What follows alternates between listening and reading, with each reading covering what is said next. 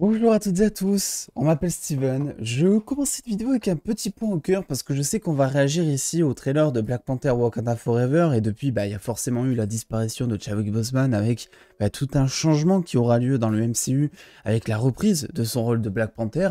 Alors très logiquement parlant, il est censé que ce soit Shuri qui reprenne son rôle, même si bon, il y a un certain mystère, rien n'a vraiment été officialisé concernant la reprise de ce rôle, mais même si dans les comics c'est comme ça, on hésite plus ou moins entre M'Baku, vu que l'acteur a renégocié son contrat et que ça pourrait dire qu'il aurait un rôle beaucoup plus important, ou Shuri, même si logiquement ça devrait être Shuri justement. On attend l'officialisation. Dans tous les cas, donc premier poster ici, un petit peu teasing de Black Panther 2 Wakanda Forever, qui laisse entreapercevoir que ce serait potentiellement Shuri.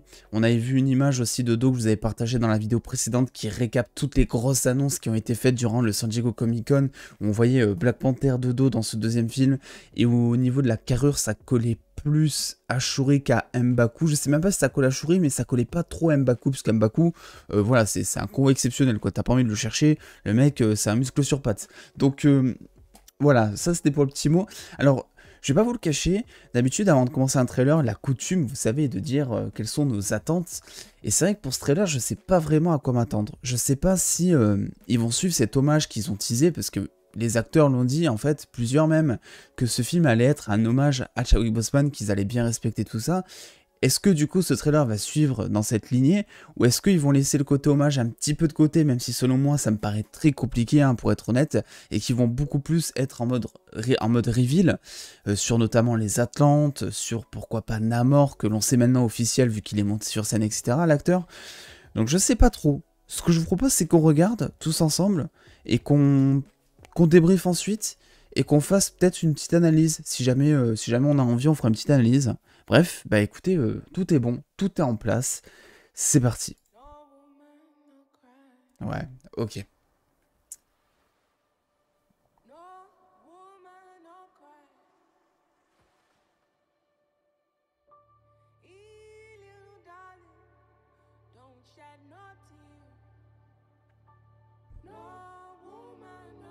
Bah, c'est beau. Waouh. Donc il y aura les funérailles. Ah non, ça doit être soit les funérailles, soit la célébration pour Shuri.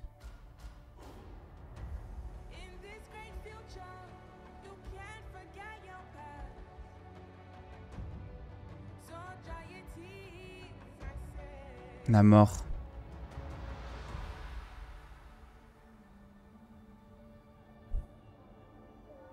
Ah, il est là. Le petit Namor.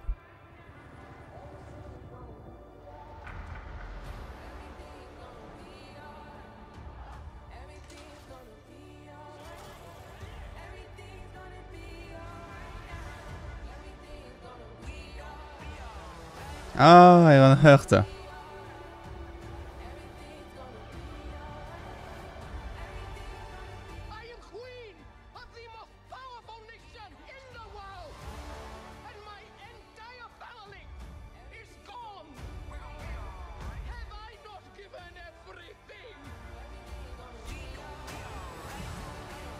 Waouh.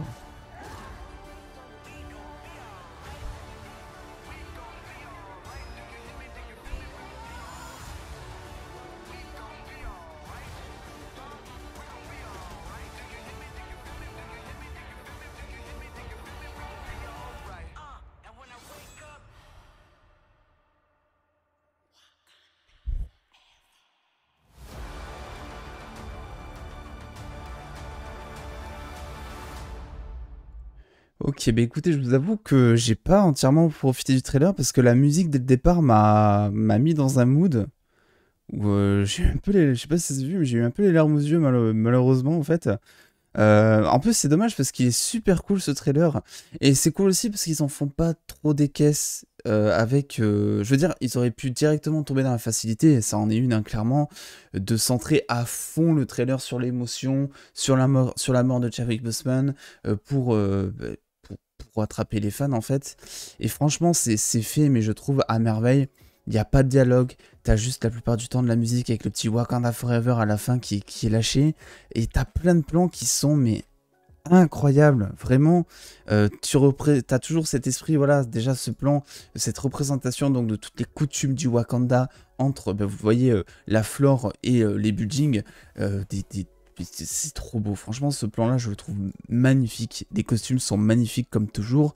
Je pense que là, c'est plus une, je sais pas si c'est vraiment les funérailles de Black Panther ou si c'est une espèce de célébration pour Shuri, puisqu'elle a l'air de... Elle porte aussi le casque dans sa main, donc...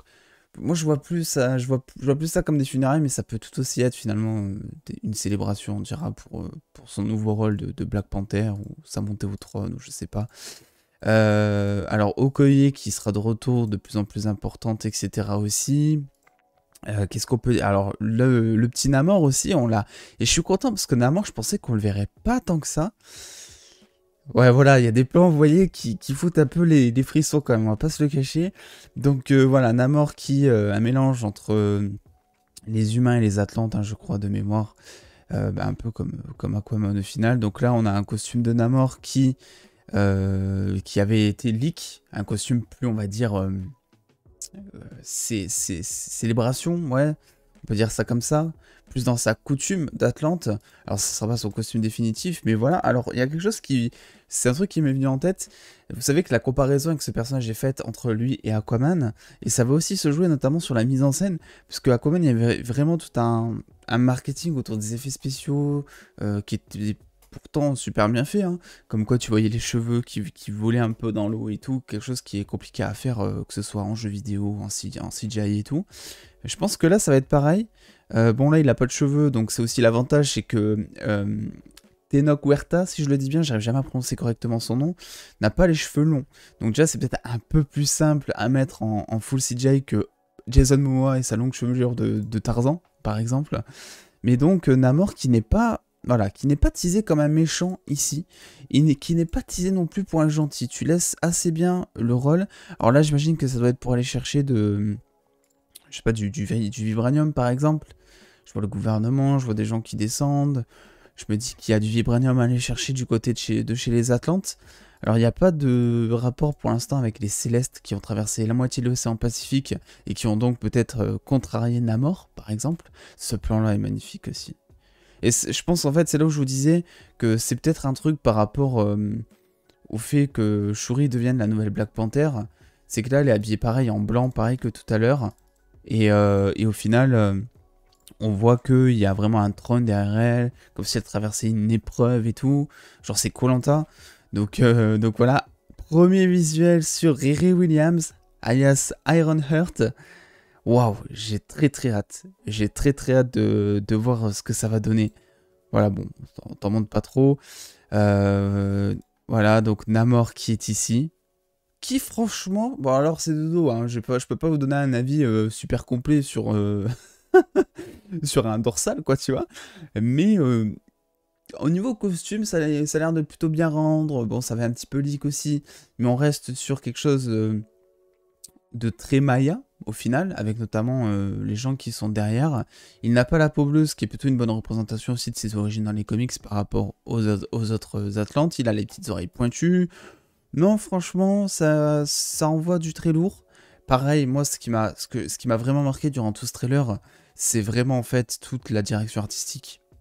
C'est vraiment ce qu'on avait adoré dans le premier film, où on se disait, ok, les CGI de Black Panther, je pense qu'on est objectivement tous d'accord pour dire qu'ils étaient pour la plupart dégueulasses. Et là, on se retrouvait avec... en fait, on passait vraiment de New York, building, béton, tout ça, au Wakanda avec des forêts, des coutumes, des choses qui sont magnifiques à regarder, quelque chose qui te changeait totalement de paysage. Et là, c'est pareil, tu continues, tu vas même encore plus loin dans cette lignée. L'hommage ici est vraiment excellent. Là aussi, ils sont habillés en blanc, donc c'est pour ça que je vous dis, je suis pas vraiment sûr, je sais pas vraiment comment interpréter cette cérémonie au final. Les Atlantes, qui sont plutôt stylés. Qui ont...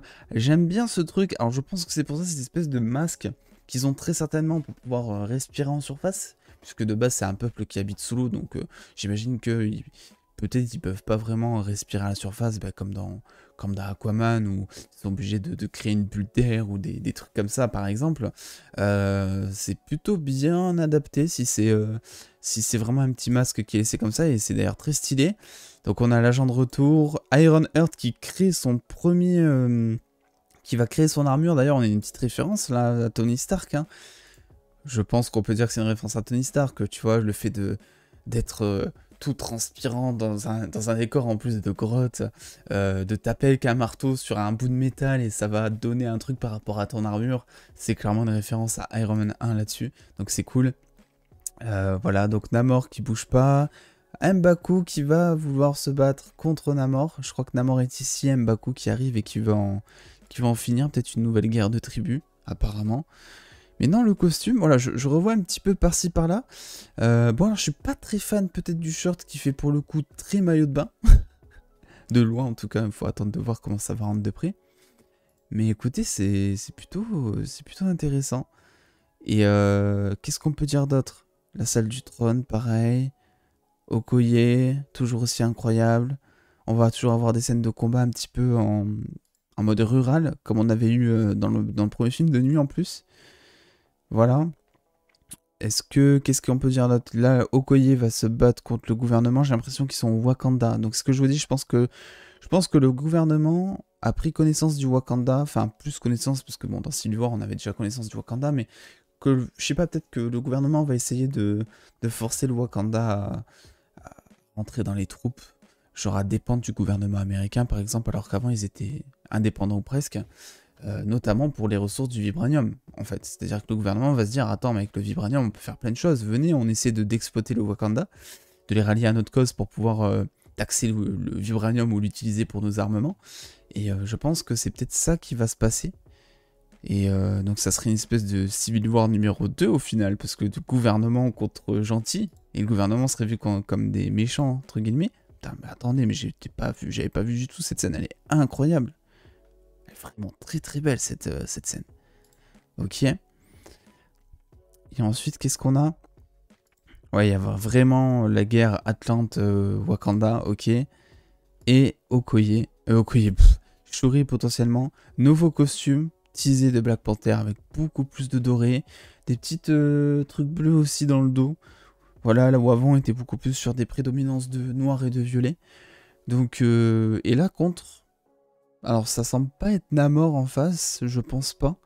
Mais en tout cas, c'est clairement un Atlante, hein. On voit qu'il est en bleu. Alors la question est de savoir, est-ce que Namor sera le véritable méchant de cette histoire?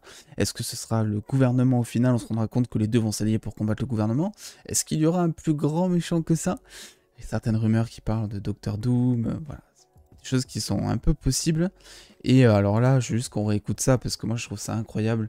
Il n'y a pas de dialogue quasiment pendant toute la bande-annonce. Et là tu finis avec...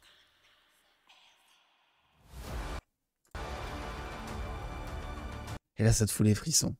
Vraiment, ça te fout les frissons. Écoutez, je pense que c'est un des meilleurs trailers qu'on ait pu voir. Je dis pas ça par rapport à Chadwick Boseman ou autre, mais je trouve qu'il est super bien construit. Il est super beau visuellement. Il en dit pas énormément, mais t'arrives à comprendre certaines intrigues juste en voyant certaines images, ou en tout cas en les interprétant. Je pense que le film va essayer de nous perdre. Je pense que pour l'instant, il nous vend plus une espèce de... Je sais pas, de guerre, mais oui, de guerre, Steven, tout le monde est malade, de guerre entre Atlante et Wakanda, mais qu'au final, il y aura quelque chose de beaucoup plus profond qui s'y cachera. Donc, écoutez, les scènes sont assez divines, hein, quand même. Ça fait très divin. Le côté, en tout cas, Atlante fait très divin durant tout ce trailer. Écoutez, bah, c'est ici qu'on va se laisser. Je suis content au final d'avoir laissé le trailer de She-Hulk de côté pour l'instant. On va le regarder juste après celui-là. On en fera une réaction évidemment. Ça permettra un petit peu d'étayer un petit peu tout ça. C'est vrai que c'était quand même assez chargé en émotions pour moi.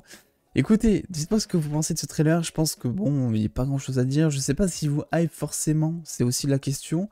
Mais en tout cas, bah, il envoie plutôt du lourd. Il représente assez bien finalement ce qu'on attend d'un Black Panther 2, je trouve. Donc voilà. Prenez soin de vous, je vous fais des bisous et puis à de suite, hein, très certainement pour She-Hulk. Hein.